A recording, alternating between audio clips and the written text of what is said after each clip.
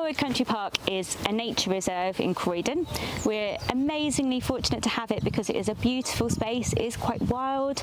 It's got an amazing history in that it was a sewage plant once upon a time, and then it was wasteland, and the community came together to call on it to be turned into metropolitan open land and a park for us all to use.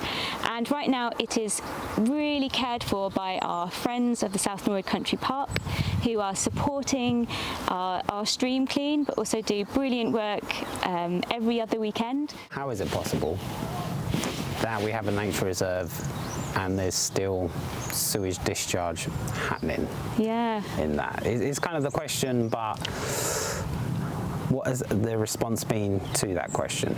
A crisis, I think, we have in the UK in our waterways. So the Rivers Trust highlights things like data and monitoring isn't very sufficient.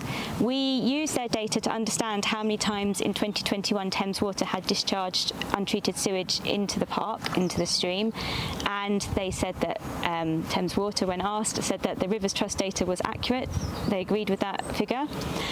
We believe this year it's been twice. The reason I think these things are happening across the capital is, you know, our growing population, the fact we're using so much water, the kind of capacity of our networks, and the fact that we need government at all levels to be really calling on our water authorities to take action now, because this is only going to get worse. And it is really heartbreaking to think that in a nature reserve we have streams where there are no insects, no birds that we can see, no fish. They are devoid of life, and that is absolutely not what we should be seeing. And we want to make sure that when we're seeing these periods of hot weather, that we know residents and our communities have space to play, to paddle, you know, to cool down. And right now that just isn't safe. I'd like to believe that things like clean water, you know, protecting the countryside we have in the city is something that should be apolitical, that we are, you know, if you've taken a commitment to residents in an area to stand and lead and make your community a better place to be, then we should be thinking about the legacy that we are leaving. And I would like to think that every single person who has stood for office is thinking about the future and future generations. And right now, more than ever, I think we need to be thinking about maintaining and improving the quality of green space to cool down, our trees within the capital, all of these things, so that we know that we are doing the best we can for the future. Most importantly, what can local people do to help and get involved? Well, I would say, as someone who works for Living Streets within the local group team, that you have power in your community and that you can find groups like our Living Streets group in Croydon, or setting up you know, residents associations. Any kind of civic life is really a valuable space to use your voice and ask your friends and your neighbours what their opinions are, what would make them show up to make change in their community, what they love about where they live, but what they'd like to see to make it even better.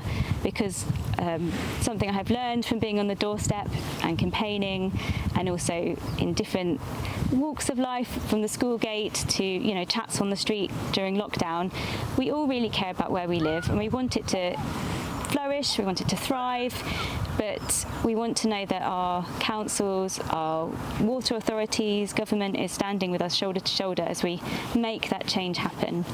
And so I'd encourage anyone to go out and find what work groups are working in their area, or to consider setting one up on their own. I'm really grateful to the work of other activists and groups like Surfers Against Sewage, who are, you know, issuing their daily pollution alerts along the coastline, emphasising when it is safe to go in the water, when it's not. And so there's other charities like the Rivers Trust that are bringing their call for action around better data and monitoring, but better legislation to keep our waterways clean, and also thinking about a future in which you know, more sustainable options can be taken to make our waterways natural again, and not just drains within the city, which is, I think, what we're risking seeing now. It really makes your heart sink, I think, when you see the wet wipes sort of stuck within the branches that go over the water, and now the bed of the stream seems to be covered with a kind of brown slime that I don't think has been there before. And I think maybe last year my children would paddle in the water, and it was relatively like their feet wouldn't come out dirty, but now with the sediment that's stuck on the bottom of the stream, I mean, we've had storms, really heavy rain over the last 2 weeks, and I feel like the impact is really visible now on what's been happening following the discharges in the stream. So we know from Thames Water that they are discharging, but they don't have a requirement to monitor the water there. And so that is something that would be really helpful, I think, for us to know as a community. How safe is that water? What is, what could be found in it? Should we be, as the Friends of the Park suggest, putting signs up telling people to stay away from it? That it's, you can make your dog sick if you let them paddle in it. It could make you poorly. Or is it that on certain days, as the Surfers Against Sewage Pollution app shows us, they might have like peak times where it's particularly dangerous, but is it generally safe? But we would like, opportunities for that monitoring would be really welcome. At the minute, we just don't know how safe it is.